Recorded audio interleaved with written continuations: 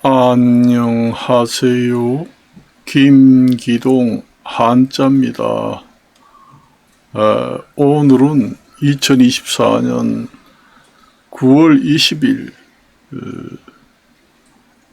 금요일입니다. 날씨는 선선하고 생활하기가 좋습니다. 얼마 전만 해도 날씨가 어제만 해도 날씨가 무척 더웠는데 날씨가 갑자기 선선해졌습니다. 일기예보를 보니까 앞으로 전형적인 가을 날씨가 온다, 그렇게 되고 여름은 지나간다, 이런 얘기가 나오더라고요. 그러니까 이제는 더운 날은 없을 것이다. 생활하기가 좋지요. 원래 이때 이제 환절기가 찾아오고 그러기 때문에 사람들이 건강을 더 주의를 해야 합니다.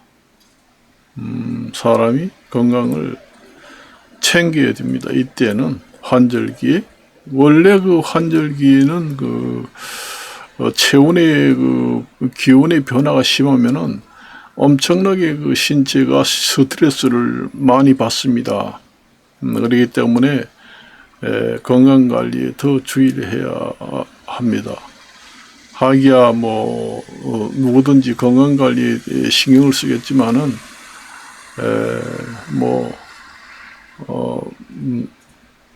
섭생을 잘하고 운동도 잘하고 그렇게 하면은 아무래도 건강하겠지요.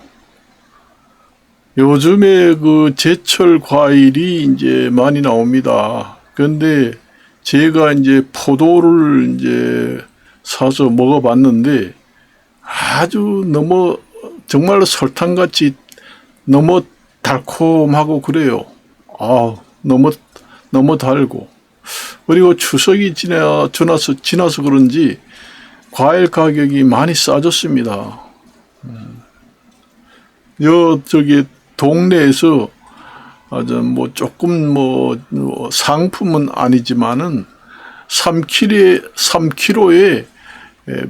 10,000원 주고 사 먹었습니다. 그런데 와서 보니까 아주 좋은 상품은 아니고 약간씩 파치가 좀 있긴 있더라고요. 그래도 먹을만 합니다. 3kg에 10,000원. 여기 이제 전통시장이 있는데 사 먹으니까 그래 사 먹었어요. 3kg에 10,000원이면 싸죠. 쌉니다. 그게 이제 먹어보니까 엄청나게 달아요. 설탕이나 다름없습니다. 그렇지만은 여러분들이 설탕이라든가 꿀이라든가 이런 걸 먹는 것보다도 과일을 먹어가지고 당분을 섭취하는 것이 건강에는 좋습니다. 당뇨병이 있는 사람들은 사탕이라든가 아니면 각설탕, 빵 이런 거 먹으면은 전부 다 그거는 이제 설탕이잖아요. 그런 것보다도 자연에서 과일에서 나오는 당분은 그것도 당분이 많이 먹으면은 좋지 않지만은 그래도 그것은 그래도 적당히 먹으면은 좋습니다. 옛날에 제철에 나는 음식을 먹어줘야 한다. 그렇게 얘기를 하잖아요. 보면은. 그러니까 사람이 살다 보면은 몹시 먹고 싶은 게 있습니다. 먹고 싶다 할 때는 그거 사 먹어야 돼요. 몸에서 오늘 무엇이 진짜 먹고 싶다 하면은 그 영양분이 부족하기 때문에 몸에서 입에서 땡기는 겁니다. 그거 즉시 사 먹어야지 안 사 먹으면은 건강이 나빠져요. 사람의 신체라는 게 신비해서 몸에서 영양분이 부족하면은 입맛이 땡기는 식품이 별도로 있습니다. 예를 들면은 이제 임산부가 입덧을 할 때 특별히 먹고 싶은 음식이 있잖아요. 그거와 똑같아요. 태아가 생기면서 이제 거기에 충분한 영양분이 부족할 때는 입에서 땡긴다는 얘기죠. 이상한 음식을 찾는 경우도 있고, 그래서 제철에 나는 음식을 제때 먹어주면은 별도로 보약을 먹지 않아도 된다. 우리 옛날 그 어른들은 1년에 아니면 몇 년에 한 번씩 돈 좀 벌어가지고 한약방에 가가지고 진맥을 좀 하고 보약을 좀 먹어야 되겠다 해서 보약을 몇 첩을 지어서 먹습니다. 옛날에 그랬어요. 옛날에는 보약을 먹어야 된다. 아휴, 너무 일을 많이 하고 농사를 많이 해서 뼈 빠지게 일했으니까 영양 보충을 하기 위해서 보약을 한 재를 지어서 먹어야 된다. 한 재라는 게 20첩입니다. 보약 20첩. 옛날에 그 우리 부모님들 또 얘기하더라고요. 1년에 한두 번은 보약을 먹어야 된다. 한약방에 가서 한 재나 두 재 정도를 지어서 먹어야 된다. 그런 얘기를 하더라고요. 그래서 우리 아버지는 옛날에 인삼을 먹었다 하더라고요. 인삼을 이제 부모님이 사줘가지고 먹었는데, 우리 아버지는 얼굴이 아주 붉겠어요. 그래서 왜 얼굴이 왜 저리 붉었냐? 이제 어머니한테 물으니까 옛날에 그 인삼을 먹어서 그렇게 얼굴이 붉고 화색이 좋다 이런 얘기 하더라고요. 인삼이라는 게 그렇게 사람들이 좋은가 봐요.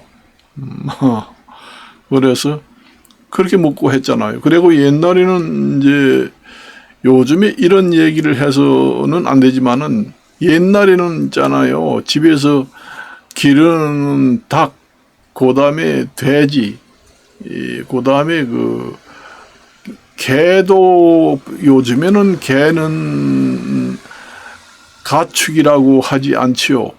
옛날에는 그 개도 반려동물이, 그때는 반려동물이라고 하지 않았습니다. 그때는 그때의 개는 가축이다. 그러니까 집에서 길러서 잡아먹는 동물이다. 그걸 갖다 가축이라고 그럽니다. 그래서 가축은 소, 돼지, 닭, 양, 뭐 이런 오리 이런 것은 다 가축이잖아요. 그래서 길러서 잡아먹습니다. 옛날에는. 그래서 옛날에 누런 그 황견이라고 해서 똥개 있잖아요. 그런 것이 이제 보신 사람한테 보신이 된다. 장수하고 보신탕으로 그만이다. 그래서 이제 그 옛날에는 그 개들도 가축으로 봐서 보신탕이라고 하면은 그 개를 이제 가축으로 생각해서 옛날에는 개도 옛날에 그 조상들이 먹는 습성이 있었다. 요즘에는 안 되지만 요즘에는 반려견이라고 해서 사람과 같이 지내는 것을 어떻게 잡아먹나. 요즘에는 그렇게 하면 안 되겠지만은 내가 보기에는 한 50년, 60년 전에는 가축으로 봐서 개를 잡아먹어도 흉이 없었어요. 저 이상한 사람 봤네. 이런 소리 안 들었어요. 개를 잡아서 보신을 하려고 잡아먹는다. 그래서 보신탕을 좀 얻으러 먹으러 가야 되겠다. 그래서 저도 그 시골에 크면서 늘상 그 개를 보신탕으로 잡아서 먹는 걸 봤습니다. 봤어요.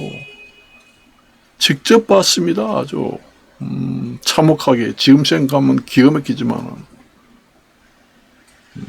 그래요. 그래서 옛날에는 그 개 서너 마리만 먹으면은 폐병도 낫는다. 그 폐병이라고 하는 것은 옛날에 결핵, 지금으로 말하면은 결핵이라고 하지요. 폐병입니다. 옛날에는 어렵게 살아서 사람들이 잘 먹지 못해가지고 영양 부족으로 이제 폐결핵이 많이 옵니다. 폐병. 그래서 그 누런 그 황견이 특히 특히 그 사람한테 보신이 좋다 해서 누런 큰 누런 똥개 같은 걸 잡아서 한 서너 마리만 먹으면은 아무리 지독한 오래된 폐병도 다 낫습니다. 다 낫어요. 저 폐병이 걸려가지고 죽는다 했는데 저 사람이 갑자기 나와서 얼굴이 아주 화색이 돌고 건강해졌네. 그 동네 사람들이 그렇게 얘기합니다. 어떻게 해서 그랬어? 개를 한 서너 마리 먹더니까 폐병이 다 떨어졌다고 하더라. 그런 얘기 하더라고요. 그래서 이제 개를 먹는, 옛날에 개를 먹는 습성이 있어가지고 이런 얘기 해서는 안 되지만은 옛날 얘기니까 이제 얘기하는 건데, 그래서 그걸 갖다가 보신탕이라고 했어요. 옛날에는 보신탕이라고 했습니다. 그래서 옛날에 우리가 클 때는 시장 같은 데 가면 보신탕이라고 이렇게 써붙여 놨어요. 보신탕이라고 잘 하지 않지만은 요즘에는 이제 보신탕이라고 하면은 개 관련된 얘기라고 해서 영양탕 아니면 사철탕 이렇게 이제 바뀌어 가지고 나중에 팔았지요. 지금에는 개를 이제 먹지 못하게 하자 해서 이제 개도 법으로 이제 식용유로 금지하자 이런 얘기가 나오지요. 그렇지만은 50년, 60년, 70년 전만 해도 개를 똑같이 가축으로 봤습니다. 지금에도 우리가 가축잖아요. 소, 돼지, 닭 이런 거는 잡아 먹어도 혐오스럽다 이런 얘기 없잖아요. 그건 가축이나 잡아먹고 당연히 잡아먹는 거야. 그렇게 얘기하잖아요. 옛날에 개도 그렇게 생각했습니다. 그래서 제가 옛날에 강릉 시골에 살았는데 여름이 되면은 개 장사들이 시골에 많이 옵니다. 시골에 와가지고 돌아다니면 개가 짖는 소리 나는 집은 골라서 다닙니다. 그 개 장사들은 동네 돌아다니면서 개 짖는 소리만 들어도 저놈의 개가 조그마한 개인지 아주 큰 개인지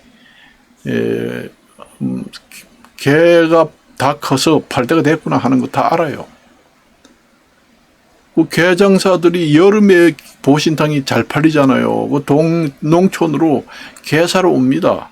차를 끌고 아니면 니아까를 끌고 와요. 그래가지고 이제 팔기도 하고 그랬어요. 옛날에는 돈도 하고 이제 가축으로 이제 잡아먹기도 하고 늘상 봤습니다. 저는 동네에는 개를 식용하는 과정을 늘상 봐요.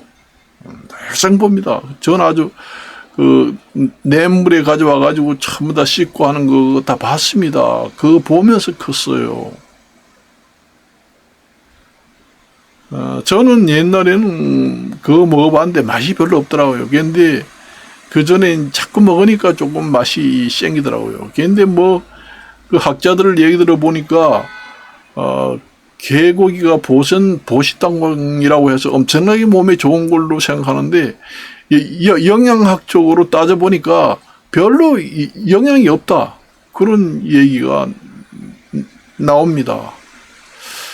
그리고 이제 요즘에 보면 염소를 이제 보신탕으로 요즘에는 많이 먹습니다. 요즘에는 염소라든가 이런 것은 가축으로 인정을 해서, 우유 듣고 양, 염소, 사냥 이런 걸 길러서 사냥 우유도 먹고 그 다음에 새끼도 나서 길러서 팔고 그 다음에 고기도 먹고 그렇게 하잖아요. 그래서 염소 탕도 개고기 못지않게 보신탕이다 해서 그게 이제 또 앞으로 인기가 있었죠. 그래서 그 염소 중에서도 가장 좋은 것이 색깔이가 검은 양이 좋다 해서 이제 그 양고기가 또 이제 보신탕으로 등장하게 됩니다. 그래요. 그렇게 이제 해서 이제 우리는 그때는 고기를 섭취하는 것은 그런 식으로 해서 고기를 섭취했어요. 요즘에야 뭐 삼겹살, 뭐 돼지고기 이런 것도 시장 가면 천지지만은 아득한 옛날에는 푸주간이라고 해가지고 시장이 멀리 있거든요. 한 8km 정도를 걸어야 되는데 그런 데까지 갈 수 없잖아요. 시골에는 옛날에 50년, 60년 전만 해도 버스가 없습니다. 걸어서 댕겨요.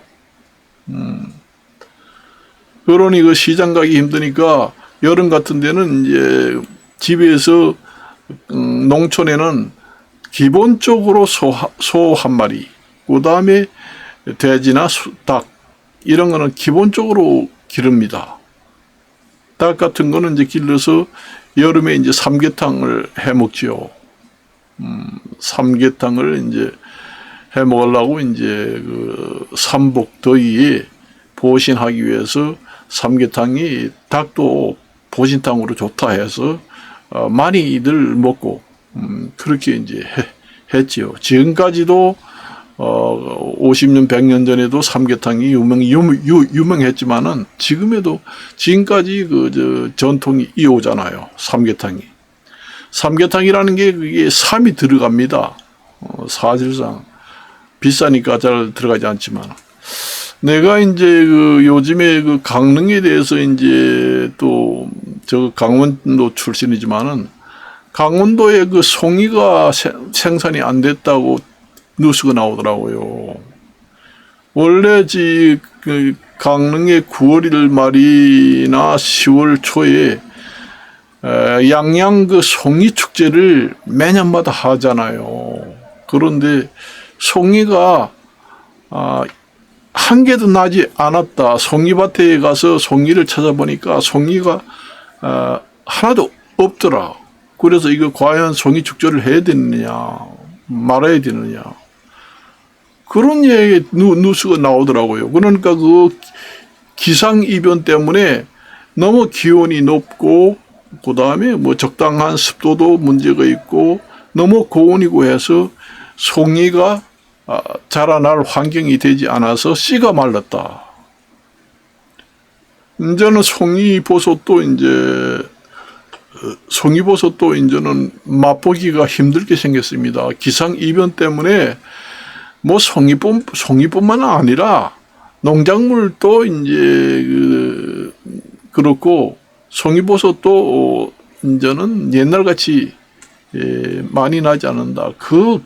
많이 나도 비싼데 1kg에 몇십만 원씩 하는데 올해같이 이렇게 귀한 데는 아마 1kg에 100만 원까지도 할까 합니다. 아예 나지 않는데요.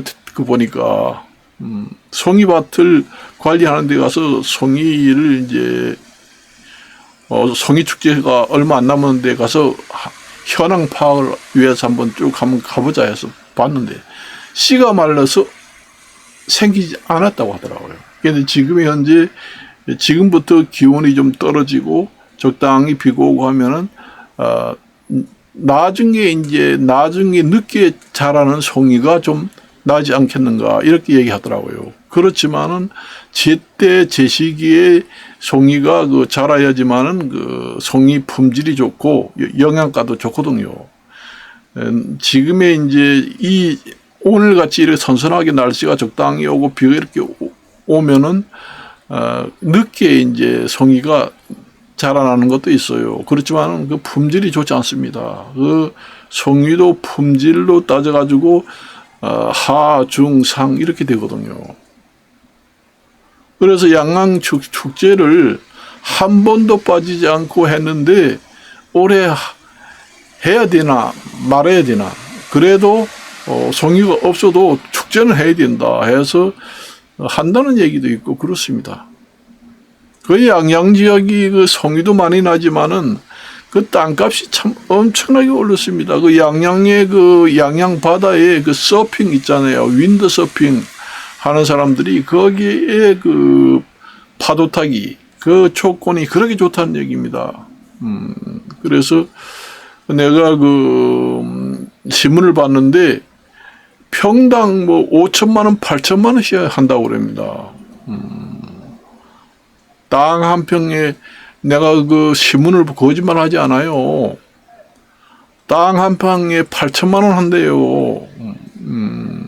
양양이 말이요. 땅값이.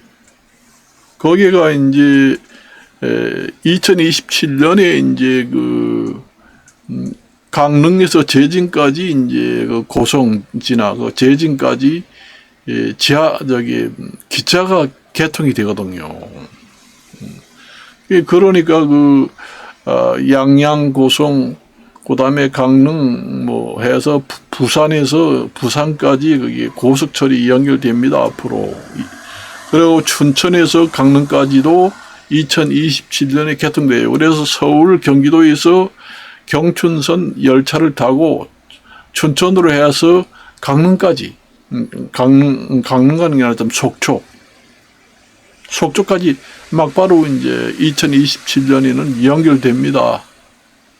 그리고 강릉에서 제진까지도 연결이 계획이 돼 있어요. 그러니까 이제 거기가 앞으로 관광지가 개발되고 교통도 좋아지다 보니까 땅값이 그렇게 이제 많이 올라간다. 그렇게 신문에 나서요. 지금의 경기 불황으로 전체적으로 부동산 경기가 불황이고 주저앉아 있는 상태인데 더러 어떤 데는 부동산이 많이 뛰는데도 어떤 면에는 있어요. 그러니까 오늘 뉴스를 보니까 서울의 중심부의 주택 아니면은 시골하고 수도권이 아니고 시골이라고 하더라도 어떠한 동기부여가 되는 부동산 정책 이런 게 있으면은 부동산은 반드시 뜹니다. 그리고 희소성이 있잖아요. 희소성이 있는 데는 부동산이 뜬다는 얘기예요. 그리고 희소성이라는 게 서울 같은 데는 서울 중심과는 희소성이 있잖아요. 서울 중심이 한국에서 거기만 있지 다른 데 있나요? 경기도나 강원도나 이러면 서울 중심지가 여러 군데 없잖아요. 서울 중심지라는 것은 서울 한 군데만 딱 있기 때문에 희소성이 있기 때문에 금값이 부동산이 뛴다는 얘기고, 강원도 같은데 동해선 기차철도 양양 바닷가를 끼고 있는 동해선 철도역 부근에도 희소성이 있다는 얘기예요. 바다하고 철도하고 가장 가까우면서 양양 같은 그런 지역이 우리나라 어디든지 똑같은 것이 있나요? 없잖아요. 그것도 희소성이 있기 때문에 뜰 수밖에 없습니다. 그리고 거리상으로 수도권에서 가깝고, 수도권에서 가장 가까운 산과 바다와 청정지역은 서울 인천보다도 더 청정지역인 강원도가 시간이 2시간 이내로 도착합니다. 서울에서 가장 동해안에 가장 빨리 갈 수 있는 것은 서울 양양 고속도로예요. 가장 가깝습니다. 내가 알기로는 내가 또 차로 서울 수도권에서 인천항이라든가 수원까지 가는데도 2시간 이상 걸려요. 차가 밀립니다. 외곽도로를 이용해서 고속도로를 이용해서 간다고 해도 2시간 안팎 훨씬 많이 걸립니다. 그건 이제 잘못하면 밀렸다 하면은 엄청나게 밀리면은 엄청나게 또 오래 걸리잖아요. 그런 데는.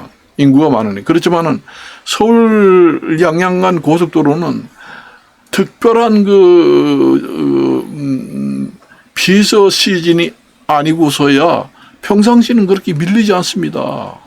쫙 달리면은 내가 서울 수도권에서 양양까지 도착해 봤는데 딱 2시간이 걸리더라고요. 2시간. 속도를 많이 내지 않았는데도.